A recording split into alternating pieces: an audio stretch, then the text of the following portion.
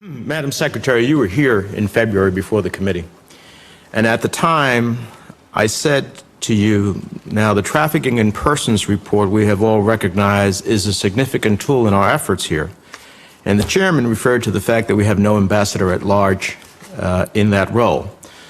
So I assume that your answer to him is that you are personally going to protect the integrity of the TIP report overall, and especially with regard to particular countries that may be subject to intense political pressure within the building. And your answer to me was yes. Now, before you answer my questions, I want you to think about the following. I want you, before you answer my questions, to think, if there was an Inspector General's investigation or some other investigation, would your answers hold up in emails, memos, letters, and any and all communications?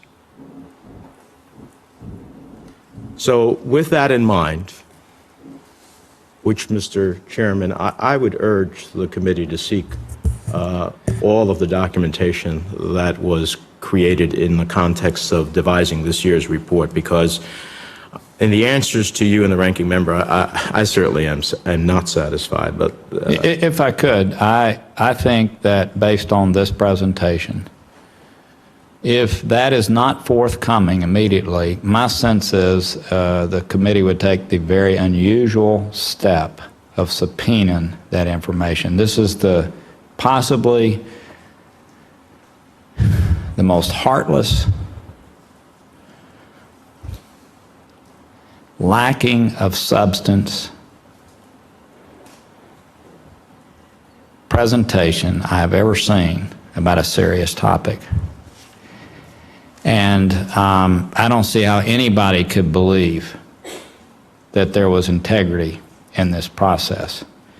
I feel for our witness. I know she has to come up here and do what she does. This may be the worst day she's ever had in her service, to have to say the things that she's reading to us right now. But I would join in with others, if that information is not coming, to subpoena that information, because I think it should be done. So whatever you guys wish to do, I will join you. Well, I would urge you and the ranking member at least to send a letter immediately to seek preservation of all such documents, so that if they are forthcoming, that's great, and they can be analyzed. If not, that they are preserved. This is the latest that the TIP report has been issued, is it not? I'm sorry, sir? This is the latest that the TIP report has been issued. Yes. And why was that? Well, there are a number of reasons, but they include the Secretary's personal commitment to being engaged in these issues and his travel schedule difficulties to make the time for that to happen. Mm-hmm. So let me ask you, what is the start and end dates? I know you've talked about the complexity of this calibration, so let me deal with some things that maybe aren't so complex. What are the start and end dates of the reporting period covered by the TIP report? Sure. The TIP report runs through March 31st, and it typically covers data from prior years. So April 1st, 2014 to March 31st, 2015. Where we have data. Okay. So the reality is that one of the main justifications for the upgrade of Malaysia that you've testified to here and answered as well was the government's effort to introduce amendments to strengthen anti-trafficking laws and provide additional support for victims. But it's my understanding that the Malaysian cabinet did not introduce these amendments until April 3rd, and that these were not approved by the Malaysian parliament until June. Is that correct? That is correct, sir, and I would refer you to the factors to consider in determining Tier 2 and Tier 2 watch list or Tier 3 countries, which exist in the law, the TVPA itself. And one of those factors includes the determination that a country is making significant efforts to bring themselves into compliance. So simply offering amendments before they're ever passed, before they're introduced, before they become part of the law, even before implementation, you're trying to suggest that's significant? As I stated, without knowing how far they were going to go in the reporting period? There are a variety of ways in which Malaysia made progress over the course of the last calendar year. I've heard that answer. One of those ways I'd like you to be responsive to my question. Let me ask you this. On June 1st, the Assistant Secretary of State for Population, Migration, and Refugees, Ann Richard, reaffirmed that the 2015 TIP report covers until March 2015, which means that Malaysia's handling of the Rohingya refugee crisis will only be reflected in the 2016 report. So how is it that you reflect things that happened after the reporting period that are positive, but you won't reflect those things that are negative after the reporting period? It seems to me you can't have it both ways. I'd be happy to explain that, Senator. The law that I was referring to, the TVPA law, specifically states that a country's making significant efforts to bring themselves into compliance with minimum standards based on commitments by the country to take additional future steps over the next year is in the Tier 2 watch list criteria pursuant to the law. That is the law. It has us looking at commitments. Those do not need to be, are not necessarily the sole reason for a decision related to a tier ranking. And as I stated in the case of Malaysia, there are a number of different elements of progress that were made, both pursuant to preparing for the law, but also in other areas that were factored into whatever decision that the Secretary makes. So the upgrade was partially based on actions that have not been implemented, that were not even passed, that were outside of the reporting period, but you didn't take into account the discovery of the mass graves found in May. Clearly, those graves reflected many months of trafficking activity before their discovery.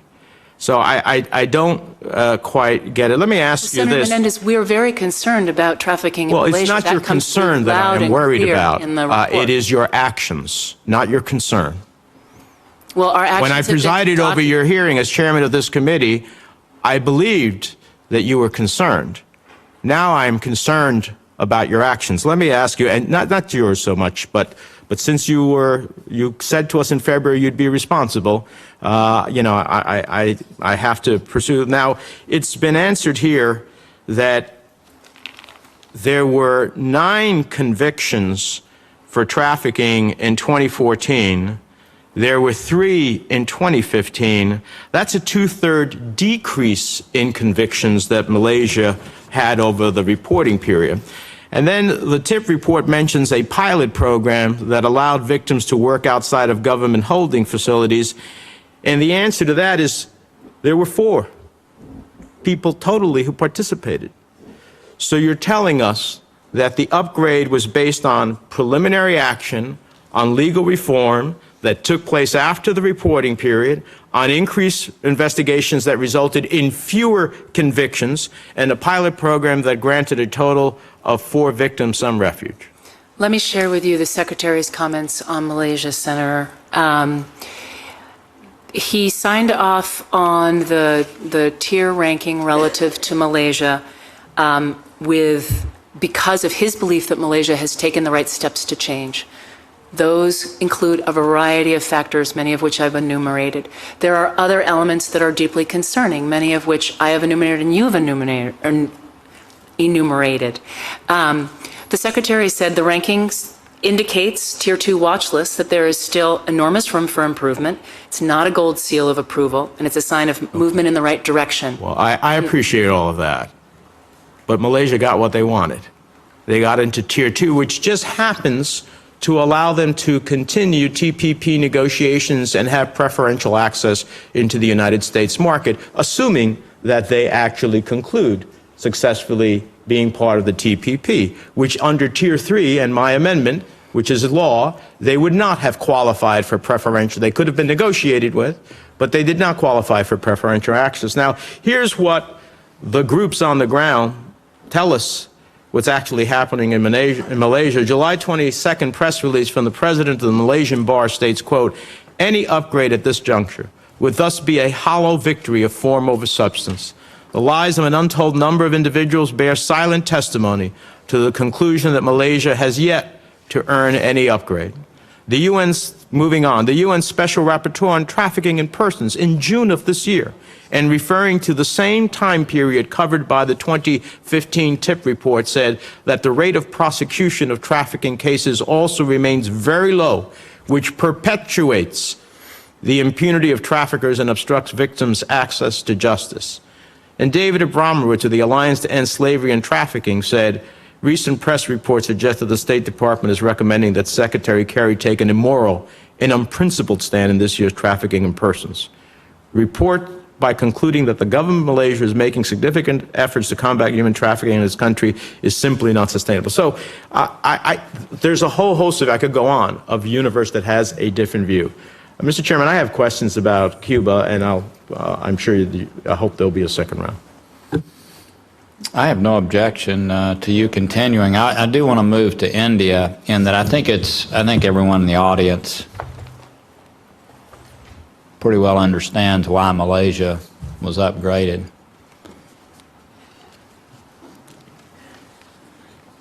I'm not sure I understand what the competing equities were on India. And so I think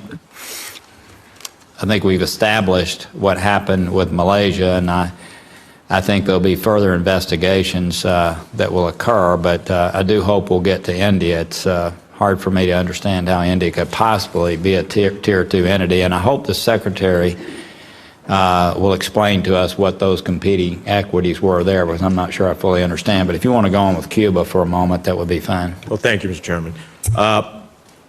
So, Madam Secretary, at the rollout of the report, Secretary Kerry announced that you had the primary supervisory responsibility for it. According to a Reuters article published Monday, the TIP office disagreed with the diplomatic bureaus on 17 rankings and was overruled on 14 of the 17, representing the worst ratio in the 15-year history of the TIP report. Is that accurate? We do not comment on internal deliberations, Senator Menendez.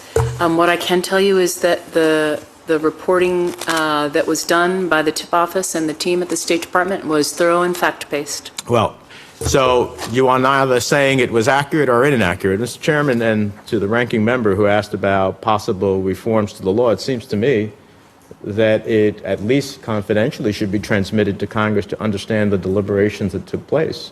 So that if, in fact, the Reuters article is true, that out of 17 disputes that the TIP office supposedly said these countries should not be elevated, that they lost 14 times, which is the worst ratio if it's true, that's something Congress should know. Did the TIP office recommend that either Malaysia or Cuba stay on Tier 3, as Reuters suggests? Senator Menendez, the Department doesn't comment on internal deliberations. Now, let me ask you this. When did you begin to engage with Cuba, since we didn't formally establish relationships until after March 31st of 2015, which is the end of the reporting period? Let me get that information for you. Cuba sent 2 of its government anti-trafficking experts to participate in an international visitors leadership program in June 2015. This was the first time any government of Cuba official participated in the program, and participants learned about the U.S. perspectives on the problem and observed how we fight trafficking in persons. So that was an informative process that they had. And over the course of the last 2 years, the department has begun sharing information with Cuba, asking Cuba for information regarding its anti-TIP efforts. The significance of the engagement, I think, cannot be overstated, which is to say that we previously had no information from Cuba at all on the trafficking situation in Cuba, and we now receive information from the government, and that has enabled us to provide more concrete recommendations. So the providing of information is sufficiently to be raised from Tier 3 to Tier 2? Engagement. Let me ask you this. Did the USTR or the White House communicate with State Department officials to urge a specific outcome in any of these rankings? Not to my knowledge. And so email chains would show that that's not the case, right? To my knowledge, that's correct. Let me ask you this. I have serious concerns about politics having influenced the decision to upgrade Cuba from Tier 3. The 2015 report recognizes that there has been no progress on issues of forced labor. And we all know that the Castro regime is complicit in nearly all cases. Last year, the Cuban government conscripted thousands of doctors to participate in foreign medical missions, including combating Ebola in Africa. In addition to the well-known fact that the Castro regime grabs over 70% of the wages paid by the World Health Organization to Ebola medical mission participants, there are more troubling considerations that didn't make the 2015 TIP report. For example, the Madrid-based news platform Diario de Cuba reported that Cuban doctors were forced to list the Cuban government and not their families as beneficiaries on World Health Organization-provided life insurance policies. The 2015 TIP report states that Cuba is a source country for adults and children subjected to sex trafficking. And while information on the scope of this issue is extremely limited, there are independent reports which indicate that many prostituted children in Cuba are second or third generation, and in some cases as young as 4 years old. In a country where there is virtually no reporting data on human trafficking, nor the willingness to allow international human rights organizations or NGOs to conduct investigations, how does the State Department measure progress? How can you help us understand how the administration quantifies any advantages given the restrictions presented by Cuba today? Thanks for the question, Senator. You're absolutely right. We remain concerned about labor trafficking in Cuba, and I think the report makes that clear. What has been significant and where we have seen change in Cuba is on the question of sex trafficking. The conviction of sex traffickers has been significant in the context of Cuba's history and the region. And the provision of services to sex trafficking victims is also something that's extremely positive that we've seen on behalf of the Cuban government. They have additionally made efforts to increase awareness and prevention efforts with regard to sex trafficking, and they've provided training to Cuban officials to recognize it and assistance to U.S. federal prosecutors. Let me ask you this. Given the fact that the Castro regime takes 70% of the wages paid to its doctors and that Cuban doctors were forced to sign their life insurance policies over to the government, and that in many cases when they are sent abroad, their passports are taken away so that they cannot flee, did the State Department consult with the World Health Organization about those incidents? I would have to check on that, sir. Would you get that back formally for the committee?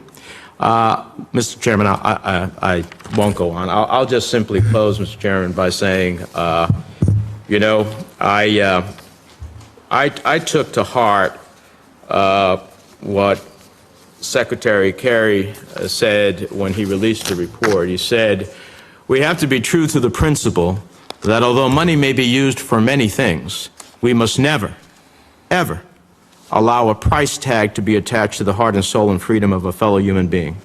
Well, I don't know that we didn't pervert that lofty goal by a report that clearly seems to me has been politicized in a way that is not justifiable and cannot be justified. And I look forward to continuing to be engaged with the chair and the ranking member on this issue.